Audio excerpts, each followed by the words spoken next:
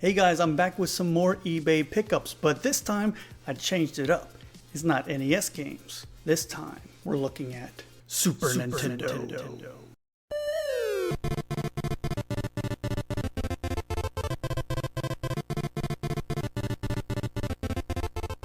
It's a lot more difficult to find good Super Nintendo lots than NES lots on eBay. You're always looking at sports games or game show games like Family Feud or whatever, and I'm not really interested in those. So I did find a 3-game lot that I'm going to share with you today.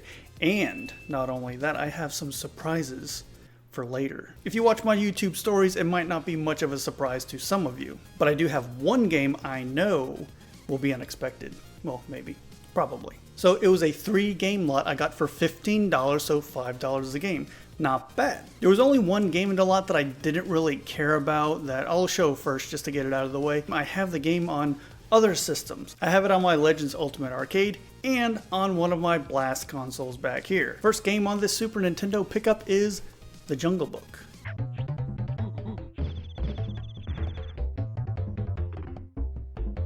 Don't know a lot about this game. I mean, I've seen the movie. Everybody's seen the movie when they were a kid. I know it's a side scroller and it's from Disney, which means the animations are going to look really, really nice. I haven't really put a lot of time into it, and I've seen more of the game actually from my kids playing on the arcade than playing it myself. I might give it a try one day though, because Disney does do a really good job with a lot of their games.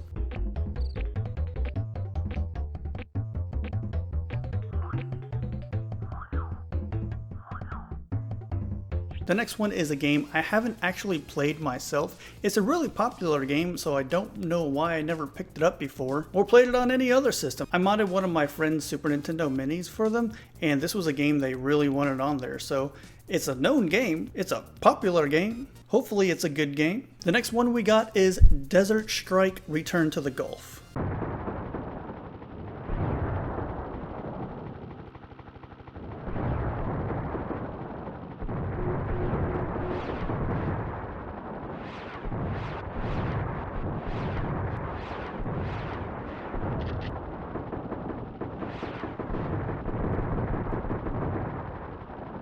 All I know about this, it has an isometric viewpoint, you rescue some soldiers, you bomb some things, you get to fly around in a helicopter. Seems really fun, and it gets a ton of praise from everybody, so I think this would be a good one to try out for the first time.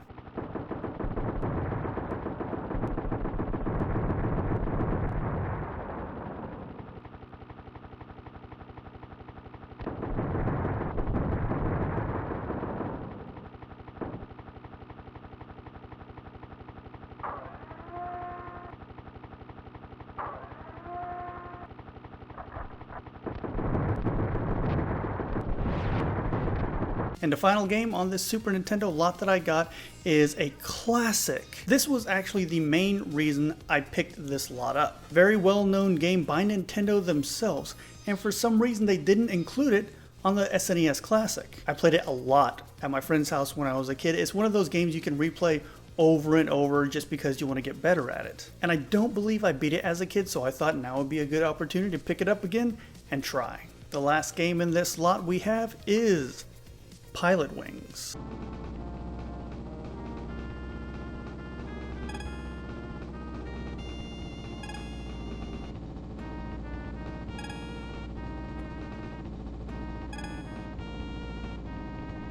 There is so much to Pilot Wings, a ton of different activities. Do you call them activities? Missions. Different types of missions. Flying a plane, parachuting, jetpack.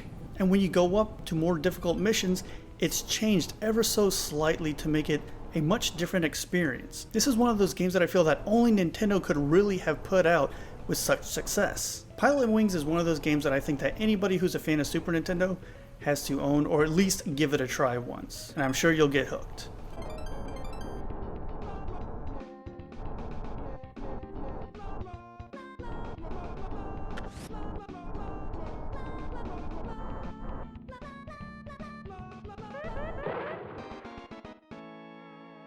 I bought a couple more purchases. One was an impulse buy. This is something I've wanted forever. I never had one as a kid. I didn't know anybody who had one, and it's one of my favorite things you can do with a Super Nintendo. Ladies and gentlemen, the next pickup is the Super Game Boy. If you're not familiar with this, it allows you to play Game Boy games on your Super Nintendo. Even in the early 90s, Nintendo was killing it with innovation. The Game Boy had been out for a couple of years, and this was an awesome way for people to check out those games without actually owning a Game Boy. Since a lot of people owned a Super Nintendo, that was the biggest console at the time, this was a great way for people to get involved with the Game Boy stuff. And if they started playing the Game Boy games, they might consider picking up an actual Game Boy. And the Super Game Boy was so ahead of its time, allowing different graphics palettes and border options, creating your own borders. It's a really amazing device. And it came out like 30 years ago. Nintendo knew what they were doing with the Super Game Boy long before the Minis came out. This was genius. So the story behind this was, it had to have been like 94 or 95. I was like 12 or 13 years old. I was in Walmart at one of the Super Nintendo kiosks. There were two of them. I was playing Killer Instinct and killing it. And the kid next to me was playing some game on the Super Nintendo. I wasn't paying too much attention to it because, you know, Killer Instinct. So the kid left, I was still playing, and eventually I got tired of playing the game. I looked over and I saw a game that he was playing on the Super Game Boy. This was a game I recognized, but it wasn't the same that I remembered. So I took the controller, I started playing it, and I was hooked. And it's one of those games that really utilize the Super Game Boy's enhancements and features. And I don't know why I never picked this game up, because it has been one of the most sought after games for me for the Game Boy. And I never really seriously gave it a good try after that either. I never tried to seriously play it through emulation or on any other system. And there's not too many Game Boy games that I'm really looking to collect. There's like Super Mario 2, 6 Golden Coins, Metroid 2. I want to check out the Dragon Warriors Monsters games on the Game Boy Color. But this game has always been at the top of my list for my most wanted Game Boy game. And I finally got it. So my surprise pickup that I'm going to play on my Super Game Boy is Donkey Kong.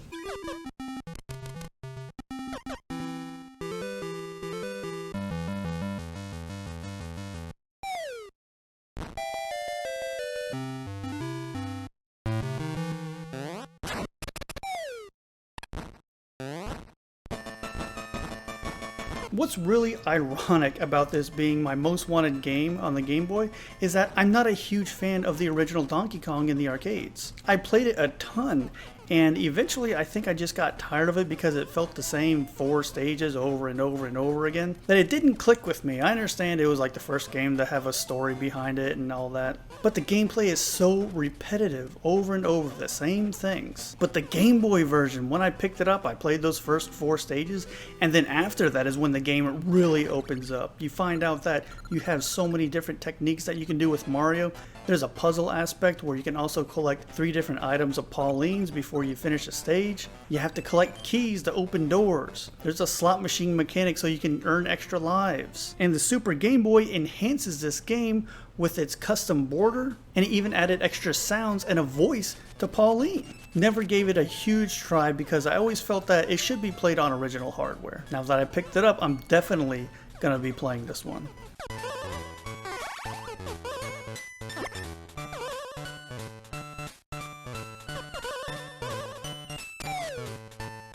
So now that I have these 2 pickups, I am extremely happy. This is a game I've been wanting to play forever. Never had a Super Game Boy, and that opens up my Game Boy and Game Boy Color library. Now I have something to play those cartridges on. Definitely gonna have to play this one on stream with you guys. That's all I have for you guys. So what do you think about my pickups this time? Do you like the Super Nintendo games I got? Have you ever played any of them, beaten them? Were you curious as to why Pilot Wings wasn't on the SNES Classic as well? You have any experience with the Super Game Boy or Donkey Kong? Leave me a comment down below, let me know what you thought. So as always, thank you so much for watching, and I will see you guys next time.